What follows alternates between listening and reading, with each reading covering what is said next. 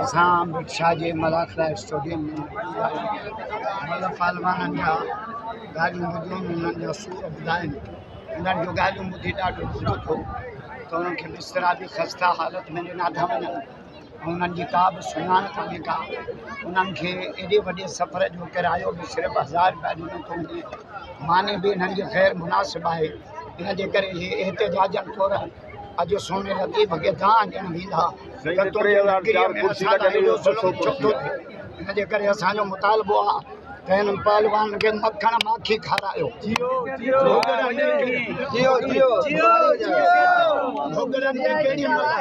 भुगड़नि ते केॾी महिल